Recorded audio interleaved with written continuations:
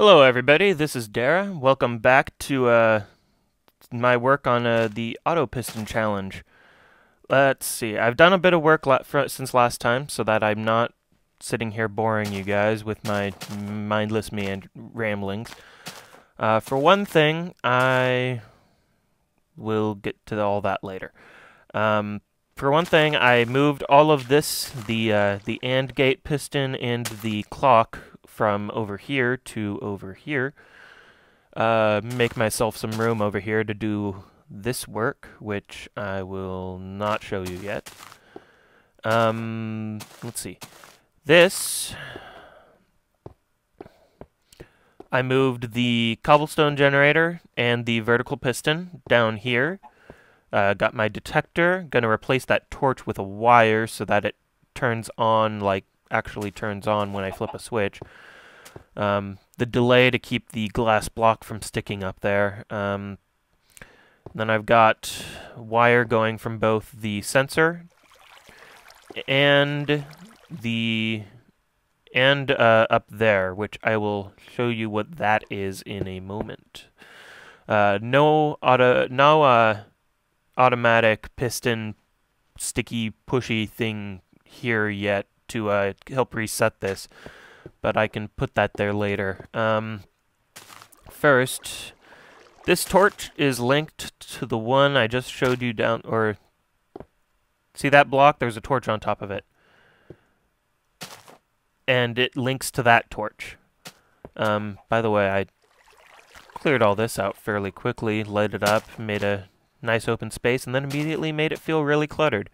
So the way you can do this, the way you can go about doing this, it's called vertical transmission, and I've set a demonstration up over here. See, so you just alternate torch, block, torch on top, block, torch on top, and the torch on the bottom provides power to the torch above it. Oh, it's getting dark, dang it. Which is off, so that one can be on. So that one is off because it's being provided power to. And I can flip this switch. That one turns off because it's being provided power through this wire here. That one turns on, that one turns off, that one turns on. And that is vertical transmission. This style only works in one way. And I will tell you that after I sleep to daytime.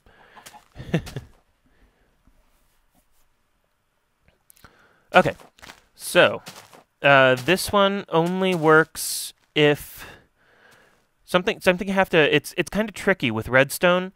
You have to have the torch doesn't take power directly. It only takes power from the block that it's on. So if I were to fill this in, put a bit of redstone on top, I could turn this on and off all day, and it would not change what that torch is doing. If I deleted that torch, and let's see, put a block here instead, with the torch here, put some redstone, nothing happens to the torch. But if I put it there, torch turns off. So when working with redstone, the trick that you really need to pay attention to is what that torch is doing. What the block attached to the redstone torch. What if the power is going to the block that the redstone torch is on. So let me delete that. Replace my torch. Oops. Replace my wires. So that again, on, off, on, off. You can see the light up top. And it does take a little time to get down there, but that's only because of the regular game's torch delay. Now here, the same switch is hooked up to another type of vertical transmission, because this only transmits a signal upwards. because these torches only power blocks above them. So if I have a signal hitting that torch right there, no problem. If I have a signal hitting that torch, it's not gonna work. So I have this. This is downward vertical transmission. So I flip the switch, light comes on. Flip the switch, light goes off. And this one is also rather easy to set up, but it does take a little work because things are alternating. What you do is you place a block, skip a space, place a block, skip a space, place a block, and you can alter that as high as you want.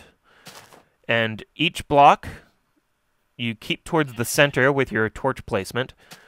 You place a torch, place a torch. Crap.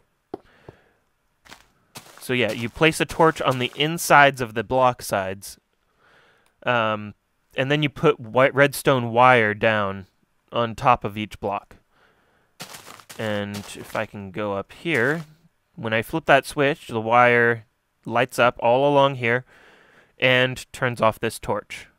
Now this torch is providing power to that redstone. So when this torch turns off, that redstone turns off, and that redstone torch can turn back on again, which lights that redstone, which turns this redstone torch off, which stops providing power to this redstone torch through the block, which turns that redstone torch on. Both of these I need to use in this project. For example, I've already used one there. And the downward transmission I need to use to tell when the cobblestone tower has reached its maximum height. There will be a sensor up there, and when it hits that sensor, this entire tower should push forward. Let's see. All this... Well, let's see. This cobblestone is a result from pushing up too far on the cobblestone generator, since it's 1 over from where the cobblestone needs to be. I'll explain that in a second. Let's see. This tower is my attempt at remembering how the heck to get an entire tower to go at once.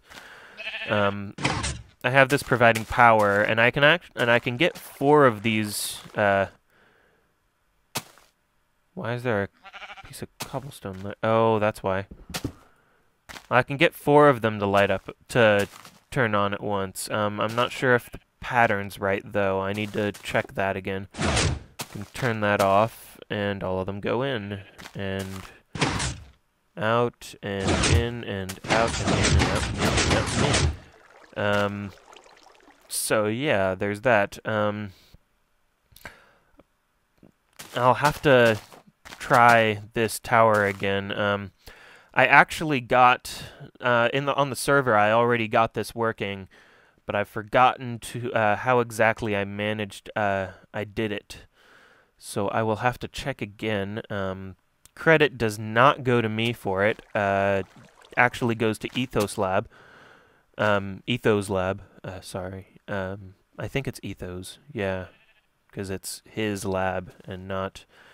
His name's not Ethos, it's Etho, but... Oh, I'm getting ahead of myself. This design was received from one of his videos. I think when he was first playing with pistons, I saw this tower thing. Not sure if it's his originally, but there it is. Probably is. He does a lot of really good original stuff. Let's see. This is becoming a problem here. This line of pistons, I'm having issues with, because right now, see all this redstone wire? Kinda getting in the way. And I don't think I want to dig out another cavern for the generator and redo the tower here. So I think what I'm going to do is just move this entire line of pistons like on the opposite side, because this only controls the floor. It doesn't control the walls assembly at all.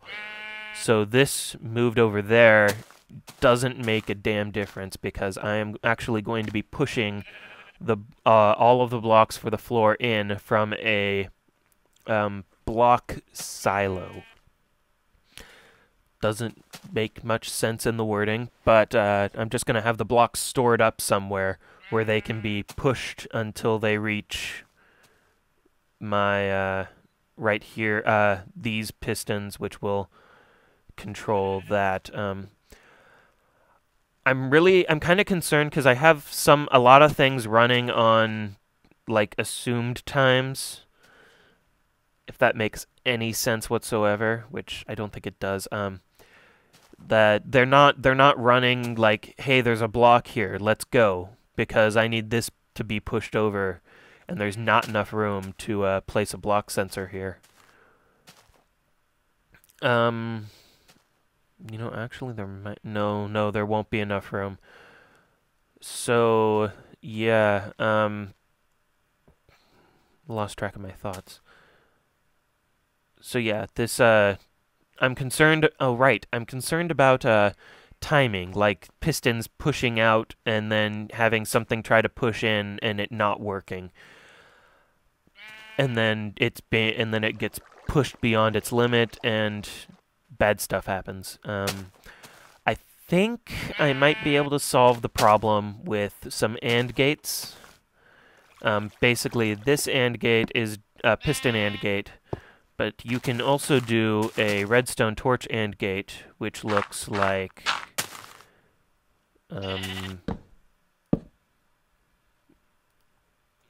let's see. Looks like this. And you have redstone wire and redstone wire. And you see that torch is off, but if you place a torch here, that torch turns off, but that torch does not turn on. And if you place a torch here, that torch turns off as well, and this torch is allowed to come on. So that's a redstone torch style AND gate. And what I'm looking for can easily be gotten by simply... Let's see.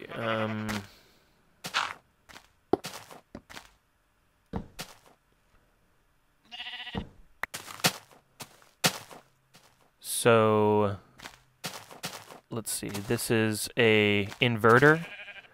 When there's power provided to it, it turns on.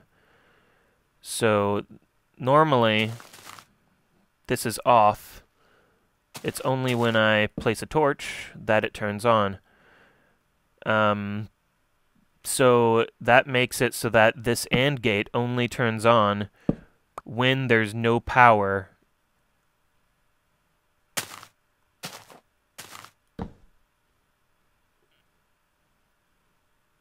It only turns off and activates the AND gate when there's no power being provided here. Sorry, I had to think for a second.